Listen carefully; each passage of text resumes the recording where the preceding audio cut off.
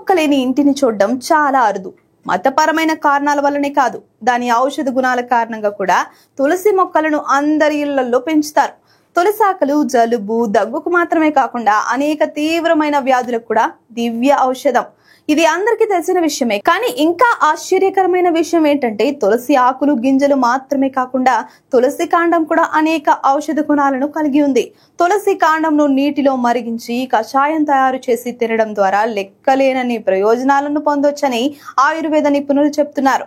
కాబట్టి తులసి కాండం వల్ల ఆరోగ్యానికి కలిగే ప్రయోజనాలేంటో ఇప్పుడు తెలుసుకుందాం. తులసి ఆకుల రసం రోజు తీసుకోవడం వల్ల అనేక తీవ్రమైన వ్యాధులను నివారించవచ్చని ఆయుర్వేద నిపుణులు చెప్తున్నారు. ఇది ఒత్తిడి, నిరాశ వంటి సమస్యల నుండి శరీరాన్ని రక్షించడంలో సహాయపడుతుంది. తులసి ఆకులను రోజు నమలడం వల్ల కార్టిసాల్ హార్మోన్ల స్రావం తగ్గుతుంది.